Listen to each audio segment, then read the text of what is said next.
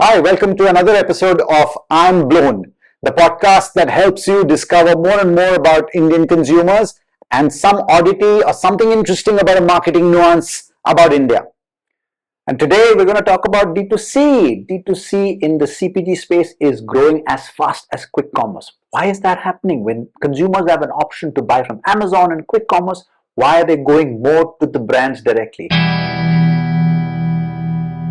Welcome to Unblown, a podcast where we take one consumer oddity or something to do with culture and we try and pull the thread out of it and get deep down and understand what could be driving that.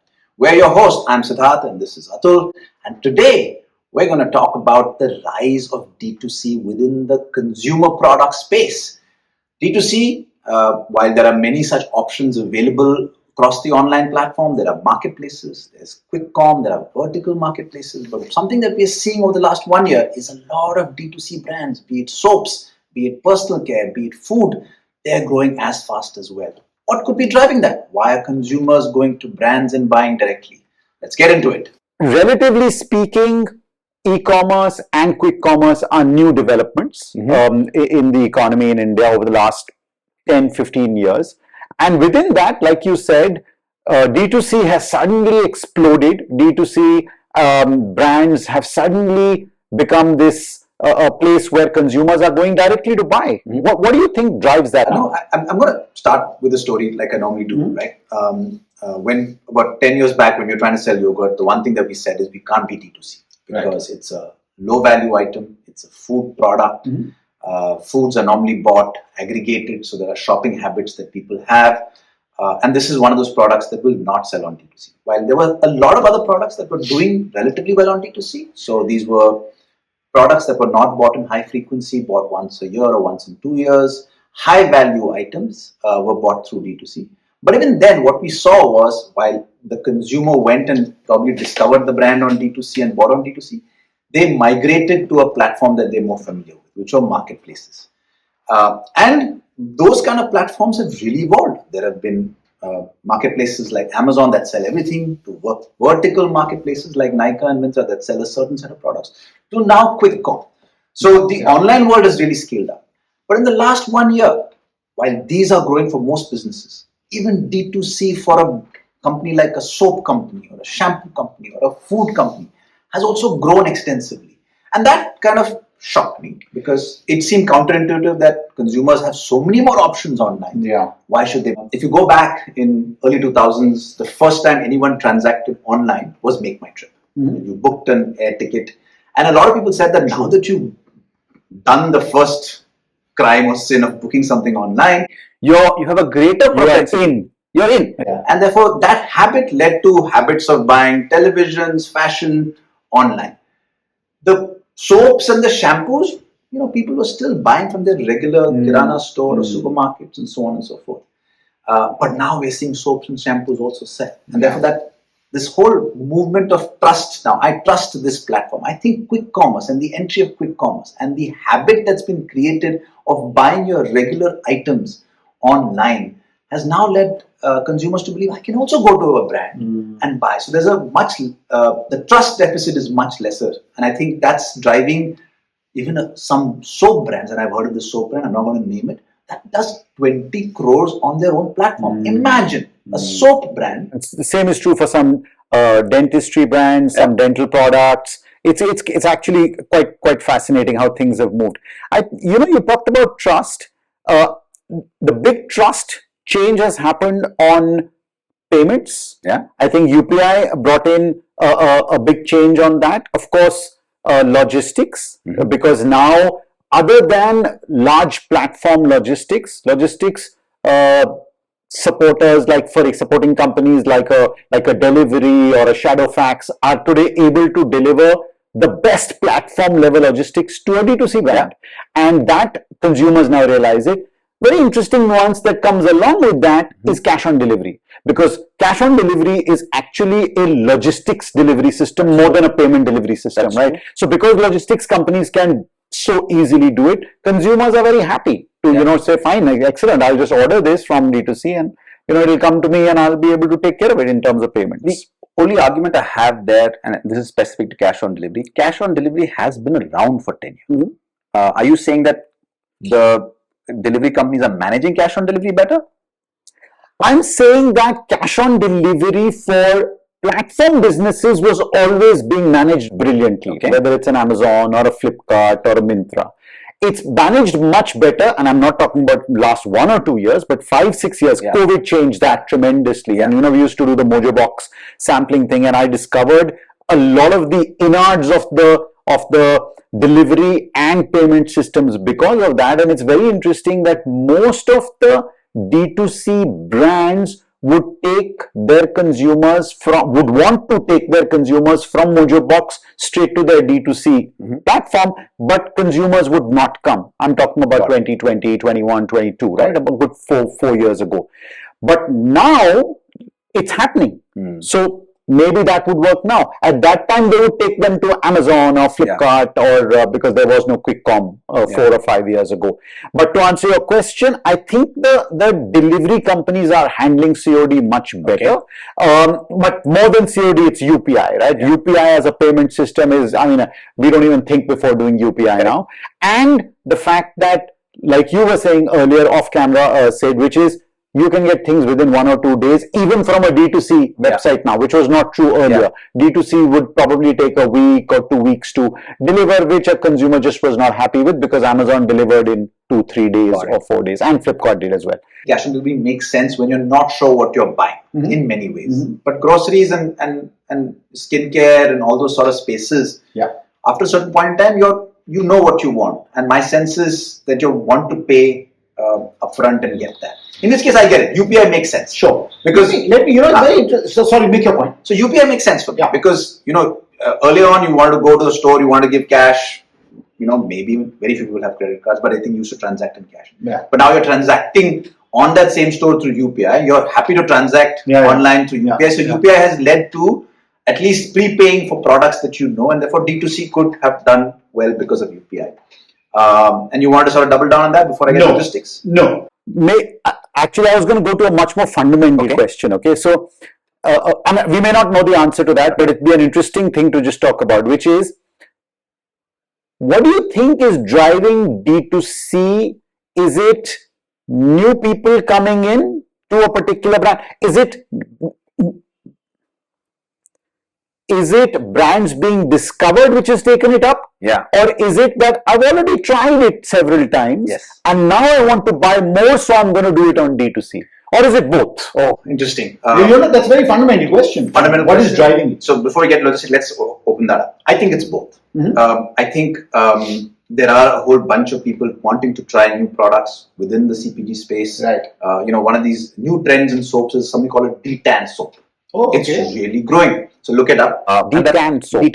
So it's not, you have soap, but you don't have a D-tan soap. And therefore you want to try a D-tan soap. So there are a lot of people trying to discover that. You don't get it in your regular shopping environment. So here's an opportunity to go to a brand and buy it, a brand that you've heard about. Second one, I think, is that there are more and more consumers now who they know their brands. They're willing to go back to the brand and buy it. And I think that mirrors, to some extent, our offline shopping. I'm going to, not the same category, but I'm going to connect it to, let's say, fashion.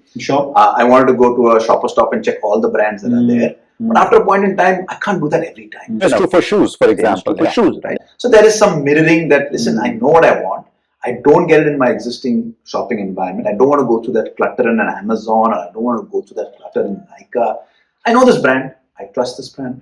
I've transacted this brand, and therefore now I'm happy to keep buying this unique product for the brand. So I think I'm going for the online single brand store because I'm going to the online single brand store, which is mirroring what we probably would be seeing offline as well. Which brings me to another point, which is about discovery commerce. We've all, done the Insta doom scrolling, or just entertaining ourselves, and suddenly you realize you've been doing it for half an hour, 1 hour, or whatever. Same is true on YouTube, and a lot of those platforms throw up ads, right? I'm sure a lot of the D2C, and of course discovery commerce more often than not will take you to the D2C website. So that loop of being shown an ad, going to a D2C platform, and then buying it straight away from there is a loop that's happening a lot more. And we talked about it in our earlier episode where we were talking about nighttime buying, and that's a great episode to listen to as well. So that loop, I think, is happening more and more and more now. Yeah. And the lines between entertainment and commerce are kind of blurring. Yeah. So a lot of the D2C numbers going up is related to that as well, I feel. And it's also driven by the way Meta and Google are now able to go deeper and deeper into insights of our habits and thus throwing up ads accordingly. And as a result, the ads you're seeing are far more relevant to you than probably earlier. The performance ecosystem of nudging you in an environment where people are browsing and not really keen to buy your brand is a very push marketing technique. And I believe in pull marketing. But the more and more I'm talking to brand buyers, they're increasing their performance, not necessarily from a spend, but the number of creatives that they're putting onto the system. So, is it? Wow. So you have just think of Meta as a beast, and you have to feed the beast. Earlier on, you used to feed the beast with 50 creatives. Now you're saying, you know what? I'm going to feed the beast with 1,000 creatives. Give the beast what the beast wants. The beast has a smart algorithm. Why am I doing all the thinking? Let me give the beast with 1,000 different. It'll serve up the ones that are working. It'll serve up the ones that are working. Yeah. Because the system knows that consumer better, the end consumer better than I do. Yeah. So I have one product. I'm going to tell you about the 10 features. Each feature is a separate creative. Each transaction is a separate creative. So feed the beast with creatives. And the system will then say, listen, here is an Atul. I think an Atul will like this creative. System gets it right. Why am I doing all the thinking? So brands are now feeding that system better, and the system is understanding the shopper better and serving the right ad. And that's driving the D2C platform, because obviously where the system, the algorithm is going to show you the ad is going to take, the system is going to take you to the D2C platform, and far more than and actually, I don't know whether brands are doing this on purpose or Meta is driving this. It makes no sense for them to take them to an Amazon or a Flipkart, because they've got their own algorithm and system going on, right? Yeah. So Meta is actually calling this content diversity. The more content you give me, the better my system can work, right? So actually there are, I spoke to a leading brand. When I say, I'm not going to take the name, it's a leading cosmetic brand. And they've set up a backend in Hyderabad. Okay. And in Hyderabad, they have to generate 1 million creatives for global. So there's a backend resource factory that's been created. And I'm sure they're using AI a lot. And they're using AI, they're using resources, they're using a whole bunch of things. But the job of that engine or factory is to create content. Feed the beast. Does this also have a linkage, I wonder, Sid, to the trust element we were talking about, which is that when I am being shown a particular brand and I'm engaging with that brand, I don't realize, as a consumer, I don't necessarily realize that there is a layer of meta between me and the brand. So just taking this meta point for a moment further, if I am scrolling on Insta and I'm looking at ads and I see an ad for a brand that I find interesting, I am effectively engaging with the brand, right? So if I click on that and I go to the D2C website and I see, oh, I can buy X, Y, Z from here, I'm effectively trusting that brand.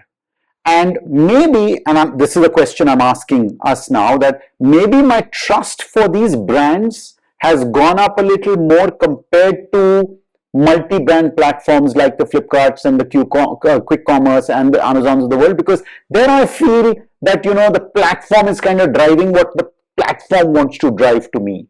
Here, I want this brand, I like this brand, I find out more about it. Is my experience of shopping even better? Because there it's all cluttered, there are multiple brands, I have to compare. Here, I see this brand I like, okay, I go deeper into it, I like it, I buy it, I'm out. When you were talking about it, I said, no, this doesn't make sense. But now that you've mentioned it this way, it's almost like saying, listen, when I see a sponsored ad on a Google search, I will skip it and I'll go to the most organic search. Third or fourth search. But I don't believe that what I'm seeing on Meta is sponsored.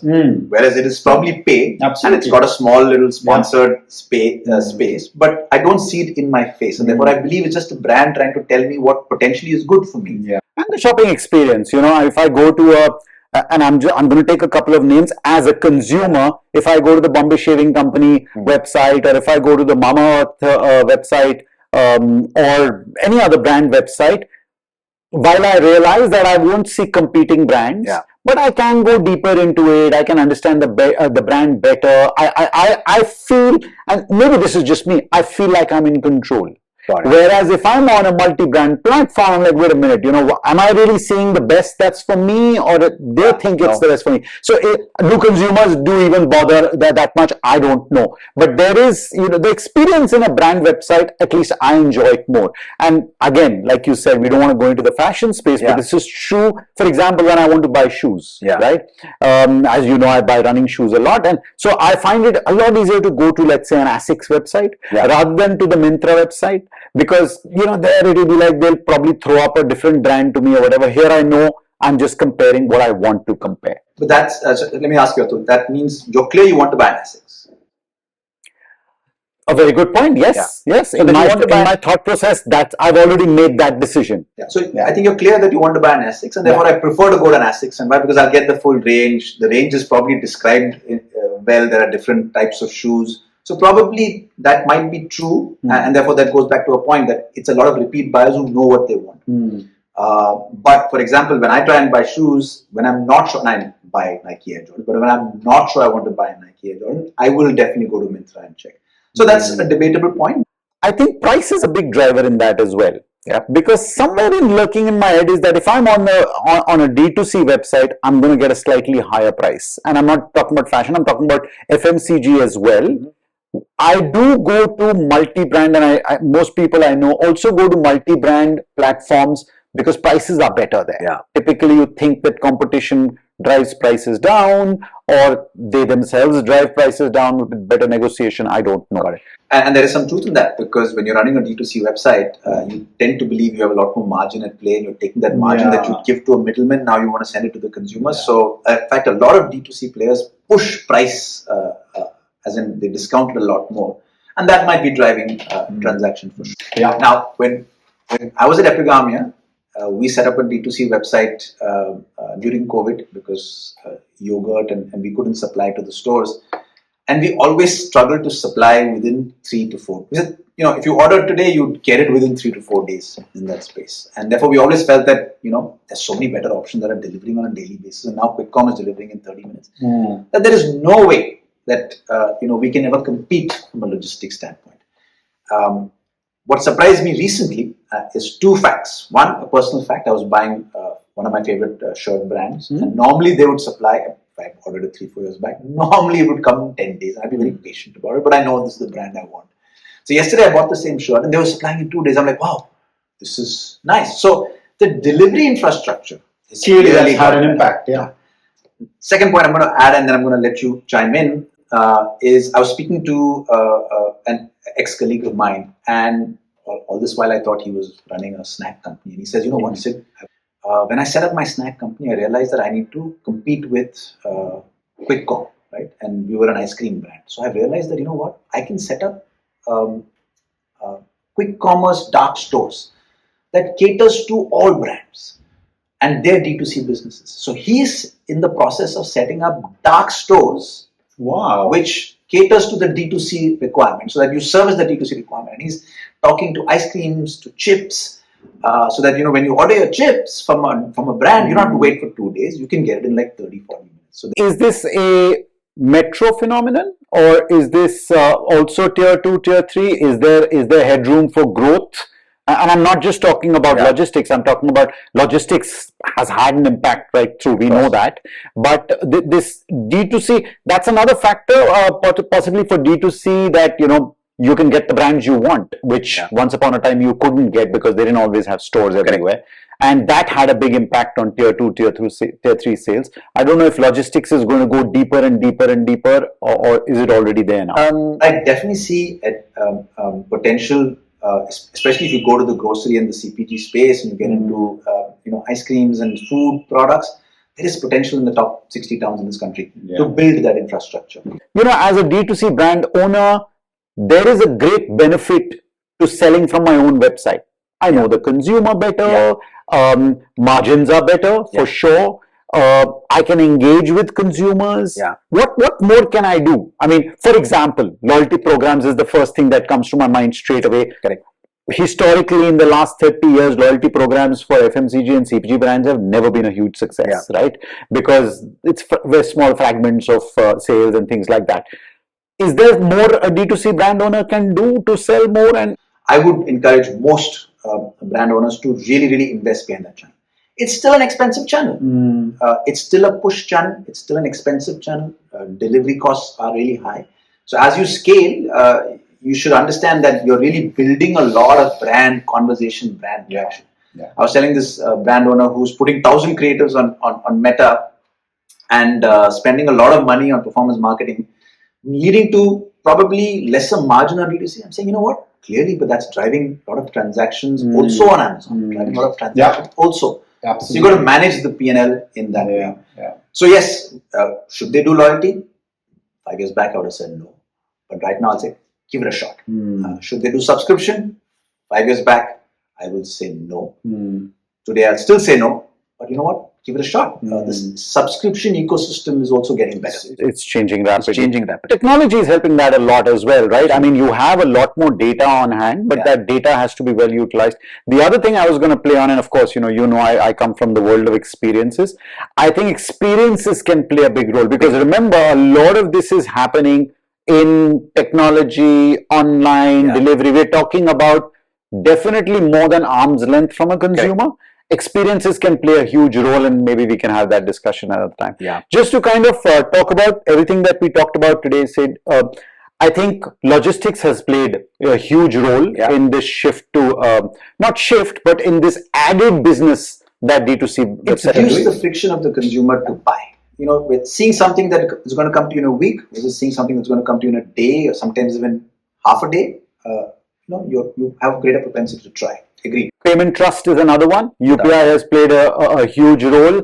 The discovery commerce, I think both of us agree that a lot of the, especially Instagram related discovery that people are doing with new brands, as well as brands they already are engaged with, going directly to D2C websites has driven it a lot. What are the points? I think quick commerce and the fact that consumers who normally never bought categories like groceries and soaps and shampoos and skincare online, or through, or even if they did it through COD or whatever in that sense, the fact that they've now habituated to buying these categories on quick commerce has reduced the trust deficit, and therefore now they're willing to try these brands online as well. Brilliant, good conversation. I think I learned a couple of new things, and we were kind of stopping ourselves and kind of skirting the whole fashion and apparel kind of space. That would make a great conversation as well. Maybe we can do one that. more point. Let's not forget there is this meta ecosystem, and there is this feeding of the beast, and a lot of brands are feeding that beast, and that beast is more intelligent in identifying what someone like an Atul or Siddharth wants and showing them what they want, and that's driving better commerce. I enjoyed this episode a lot. We'll be back with another episode very soon. But for now, if there's anything that you think we missed, do send us your comments. And if there's any other ideas you want us to sort of open up, we're more than happy to open that up as well.